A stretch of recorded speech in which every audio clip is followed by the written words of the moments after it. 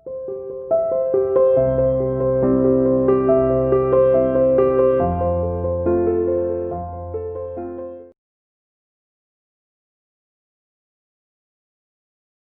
Students, welcome to CRE international school online classes. कैसे हो बेटा? आशा करती हूँ सभी अपने घर पर स्वस्थ होंगे, सुरक्षित होंगे। देखिए बेटा, आज हम अपनी हिंदी की क्लास में हमारा जो चैप्टर 9 हम आज शुरू करेंगे सप्लीमेंट्री का, जिसका नाम है लाख का घर। लाख पता है बेटा क्या होता है? लाख, मोम जिसको बोलते हैं, वैक्स, ठीक है। तो उसका घर। तो क्या इस चैप्टर में क्या है कि जो दुर्योधन था वो पांडवों से जलते थे कौन? कौरव। तो उनको किसी भी तरह से वो नुकसान पहुंचाना चाहते थे। जब भीम को गंगा में मतलब नशीला पदार्थ खिलाकर गंगा में बहाकर मारना चाहा तो भी वो नहीं मरे। तो उन्होंने अगली योजना बनाई थी लाख का घर, कि उन्होंने वैक्स का एक घर बनाया और उसमें पांडवों को जो है भेजा और फिर उनको जलाकर मारने की कोशिश की। ये है इस चैप्टर में, ठीक है बेटा। देखिए, लाख का घर। भीमसेन का शरीर बल और अर्जुन की युद्ध कुशलता देखकर दुर्योधन की जलन दिन प्रतिदिन बढ़ती ही गई। वह ऐसे उपाय सोचने लगा कि जिससे पांडवों का नाश हो सके। इस कुमंत्रणा में उसका मामा शकुनी और कर्ण सलाहकार बने हुए थे। बूढ़े धृतराष्ट्र बुद्धिमान थे।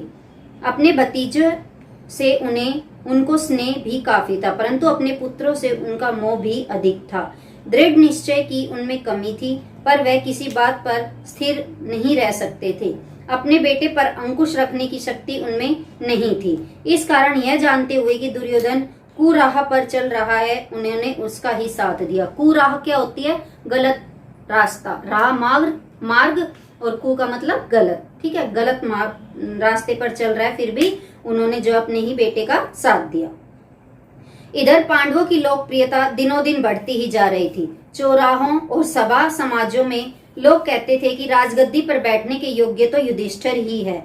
वे कहते थे धृतराष्ट्र तो जन्म से अंधे थे, इस कारण उनके छोटे भाई पांडु ही सिंहासन पर बैठे थे। उनकी अकाल मृत्यु हो जाने और पांडवों के बालक होने के कारण कुछ समय के लिए धृतराष्ट्र ने राजकाज संभाला।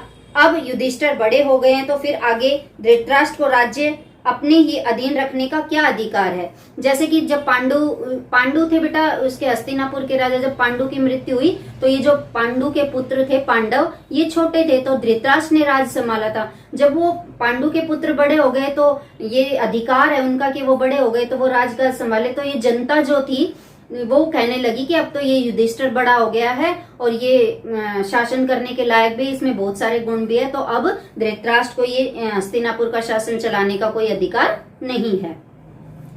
पितामह भीष्म का तो कर्तव्य है कि वह धृतराष्ट्र से राज्य का भार युधिष्ठिर को दिला दे। युधिष्ठिर ही सारी प्रजा के साथ न्यायपूर्वक व्यवहार कर सकेंगे। जो जो पांडवों की लोकप्रियता दिखाई देती थी, ईर्ष्या से वह और भी अधिक कुढ़ने लगता था। कौन कुढ़ने लगता था बेटा? दुर्योधन और उसके भाई जो सारे कौरव थे। एक दिन धृतराष्ट्र को अकेले में पाकर दुर्योधन बोला, पिताजी, पूर्ववासी तरह तरह की बातें करते हैं। जन्म से दिखाई न देने के कारण आप बड़े होते हुए भी राज्य से वंचित ही रह गए। राज्य सत्ता आपके छोटे भाई के हाथ में चली गई। यदि युधिष्ठिर को राजा बना दिया गया तो फिर पीढ़ियों तक हम राज्य की आशा नहीं कर सकेंगे। पिताजी, हमसे तो यह अपमान न सहा जाएगा। यह सुनकर राजा धृतराष्ट्र सोच में पड़ गए।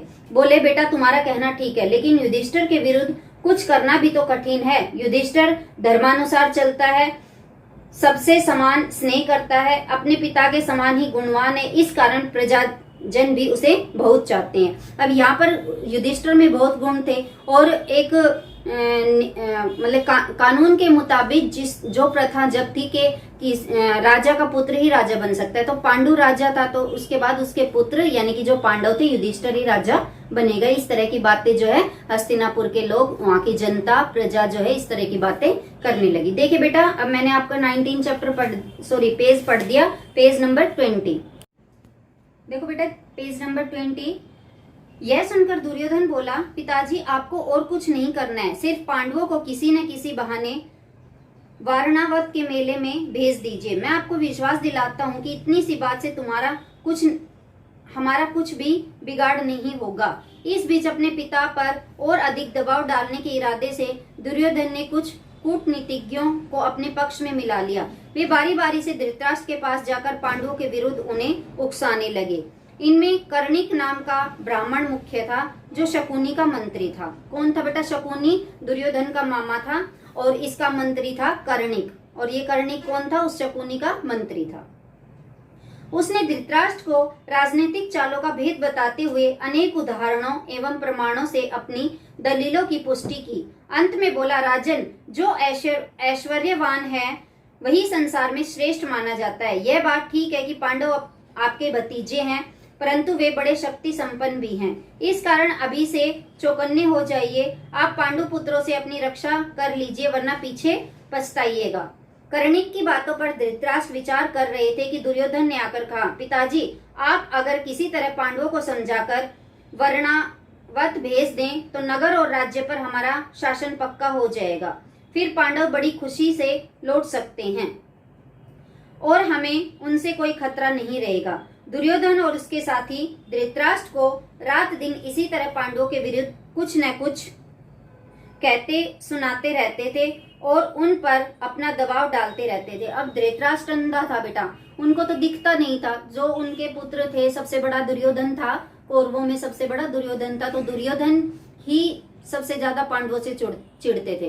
तो इस तरह शकुनी, कर्ण और शकुनी का मंत्री ये मिलकर जो है धृतराष्ट्र को पांडवों के खिलाफ भड़काने लगे। और भी व्यक्ति थे उनकी उसमें, कौरवों की तरफ और भी व्यक्ति थे, वो समय समय पर जाकर धृतराष्ट्र को पांडवों के विरुद्ध भड़काते रहते थे और कुछ राजनीतिक कूटनीतिक बातें बताते हुए भी, अधिकार जमाते हुए भी कि उनको पांडवों के खिलाफ जो है हमेशा भड़काते रहते थे। तो जब हमें ऐसा होता है बेटा कि हमें अगर कोई किसी के बारे में 4 बुराई बताएगा तो हम उसमें से उसकी एक बुराई को तो जरूर एक्सेप्ट करते हैं, ठीक है। ऐसे ही जो धृतराष्ट्र था, उसने सारी बातें सुनी, लेकिन उसका एक उनके मन में अपने छोटे भाई, जो उनका छोटा भाई था पांडु, उनका जो भाई था पांडु, उनके बच्चों के लिए प्रेम तो था, लेकिन अपने बच्चों से बढ़कर नहीं था। कि उनके लिए खुद के बच्चे पहले थे और अपने भाई के बाद में थे, यानी कि कौरव पहले थे और पांडव बाद में। इसीलिए जो है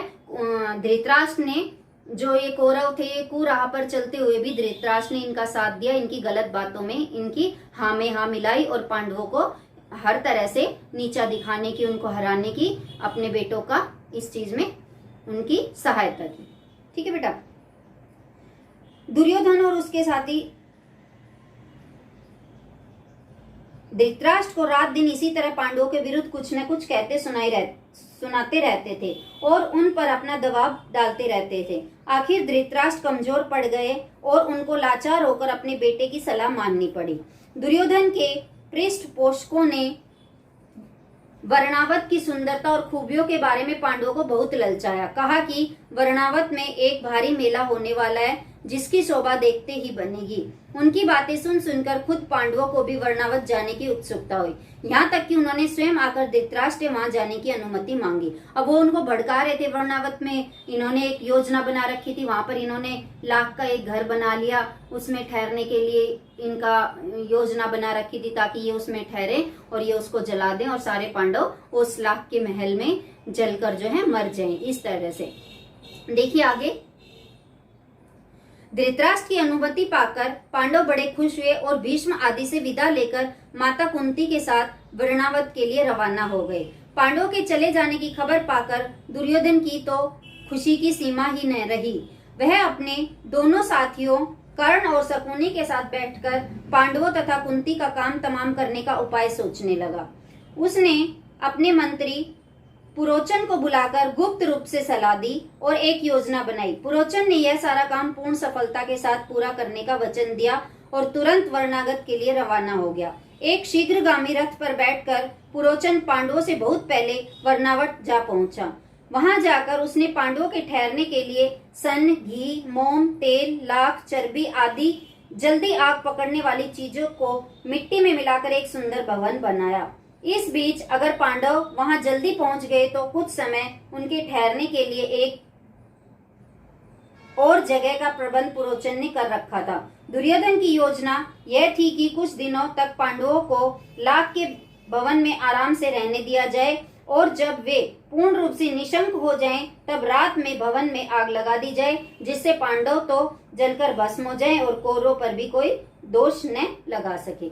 समझ में आया बेटा? ये इस तरह इस चैप्टर था कि जो वर्णावत जो जगह थी वहां पर इन्होंने वहां के मेले में पांडवों को तो भेज दिया, और फिर जो दुर्योधन का एक और साथी था उसने पांडवों से भी पहले पहुंचकर उस वर्णावत में 2 महल बनाए। एक तो ये था जिसमें उनको जलाकर मारना था लाख का घर, एक और बनाया कि अगर ये लाख का घर अगर हमारा कंप्लीट नहीं होता है तो पहले हम उसको उस दूसरे घर में जो नॉर्मली बना रहे थे महल में उसमें उनको रखेंगे और कुछ दिन बाद उनको लाख के घर में ठहरने के लिए कह देंगे, और वहां पर भी कुछ दिन ठहरने के बाद कि जब वो बिल्कुल निशंक हो जाए, उनको किसी तरह का शक ना हो, तो उनको उस लाख के महल में जलाकर मार दे ताकि वो पांडवों का काम तमाम कर सके और उनके ऊपर भी कोई आंच न आए। इस तरह इस चैप्टर में ये लाख के घर की स्टोरी थी, ये मैंने आपको समझा दी। अगली क्लास में हम इस चैप्टर के शब्दार्थ और